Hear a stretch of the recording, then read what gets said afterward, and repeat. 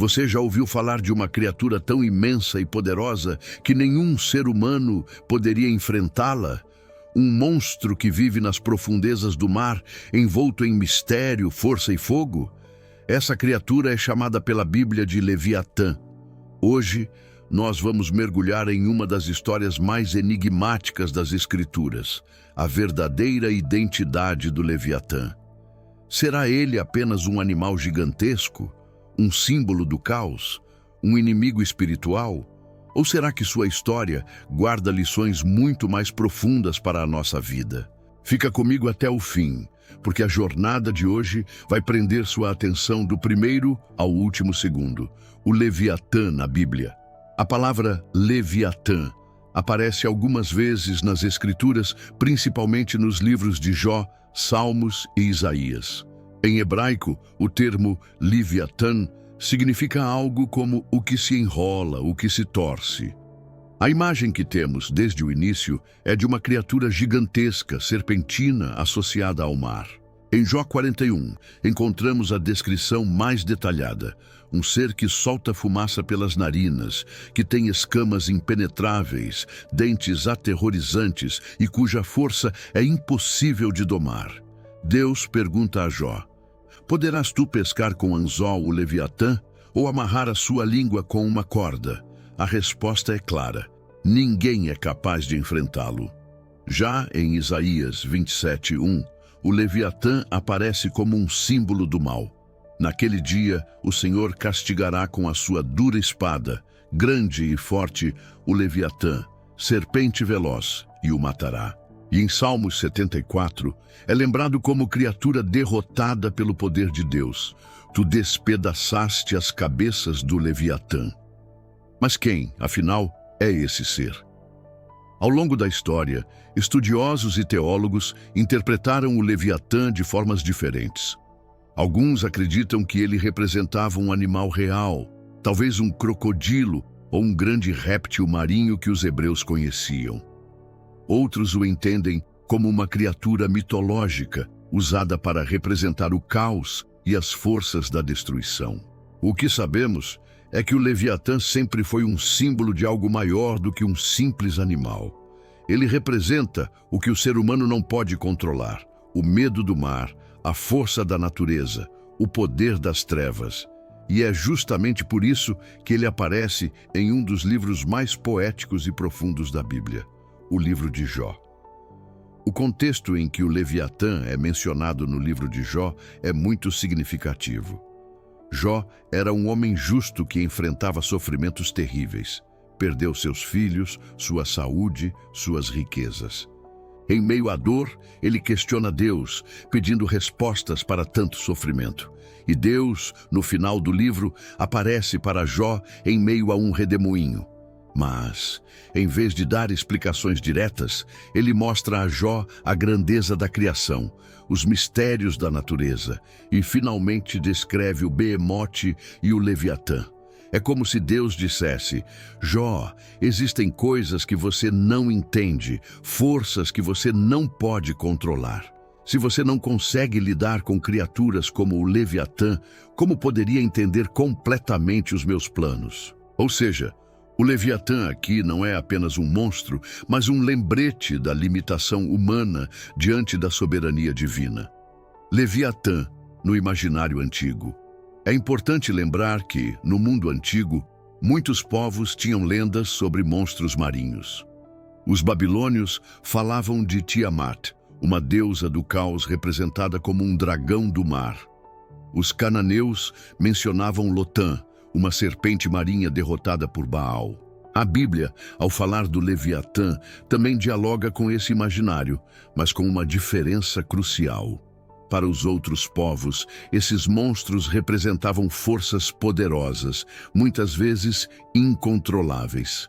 Já na Bíblia, o Leviatã é sempre colocado debaixo da autoridade de Deus. Ele pode ser forte, pode ser terrível, mas não é soberano. Só Deus é o Senhor da criação. Vamos voltar à descrição de Jó 41. O texto fala de dentes aterrorizantes, escamas impenetráveis, olhos que brilham como a luz da aurora, fogo e fumaça que saem da boca e das narinas. Essa descrição lembra muito mais um dragão do que um animal comum. É um ser que inspira medo, não apenas pelo tamanho, mas pela ideia de que é impossível vencê-lo com força humana. E aqui está o detalhe mais intrigante. Se ninguém pode vencer o Leviatã, quem pode? Só o Criador. Com o tempo, muitos intérpretes cristãos passaram a ver o Leviatã não apenas como uma criatura, mas como um símbolo espiritual. Ele passou a ser associado ao próprio Satanás ou às forças demoníacas que tentam destruir a humanidade. Assim como o dragão em Apocalipse 12 representa o diabo, o Leviatã também passou a ser entendido como imagem do mal que se levanta contra Deus, mas que será destruído no final. Isaías 27 reforça essa ideia ao dizer que, no fim, Deus matará o Leviatã com sua espada poderosa. Mas talvez você esteja se perguntando, o que essa história tem a ver comigo? A verdade é que todos nós enfrentamos nossos leviatãs, situações que parecem gigantescas, problemas que fogem do nosso controle, medos que nos engolem como ondas de um mar revolto. Pode ser uma doença, uma crise financeira, um relacionamento quebrado ou até mesmo batalhas internas, como ansiedade e culpa. Diante dessas coisas, muitas vezes nos sentimos como Jó, impotentes, pequenos, incapazes de lutar. E é justamente aí que a mensagem do Leviatã se torna poderosa. O que a Bíblia está dizendo é: você não precisa derrotar sozinho os monstros da vida, porque Deus já é vitorioso sobre eles. Nem tudo está sob nosso controle. O Leviatã nos lembra da nossa limitação. Deus é maior que o caos. Por mais forte que seja o inimigo, o Senhor é soberano. Nossos medos não definem nosso destino. O Leviatã é assustador, mas não é eterno. Deus tem a última palavra. A fé nos dá esperança. Assim como Jó foi convidado a confiar em Deus diante do Leviatã, nós também somos chamados a crer, mesmo quando não entendemos tudo. Quando olhamos para a Bíblia como um todo, vemos que o Leviatã aponta para algo ainda maior. Assim como Jó não podia vencê-lo, nós também não podemos vencer o pecado e a morte por conta própria. Mas Cristo, na cruz, triunfou sobre todos os poderes do mal. Na ressurreição, ele mostrou que nenhum Leviatã, seja físico, espiritual ou simbólico, pode resistir ao seu poder. Apocalipse descreve a vitória final de Cristo sobre o dragão, e essa imagem se conecta diretamente à promessa de Isaías. O Senhor destruirá o Leviatã. Não é à toa que o Leviatã continua despertando a imaginação de artistas, escritores e até cineastas. Ele aparece em pinturas medievais, em romances de fantasia, em jogos e até em filmes. É como se o mundo inteiro ainda fosse atraído por esse símbolo do medo e da força bruta. Mas para nós, cristãos, a mensagem é clara. O Leviatã não é um inimigo invencível. Ele é apenas mais um lembrete de que sem Deus somos fracos, mas com Ele somos mais que vencedores. O Leviatã é uma criatura misteriosa, mas sua história não é apenas sobre monstros marinhos. É sobre fé, esperança e soberania divina. É sobre entender que existem forças além do nosso controle, mas que nenhuma delas é maior do que o poder de Deus. Assim como Jó precisou aprender a confiar mesmo sem respostas, nós também precisamos.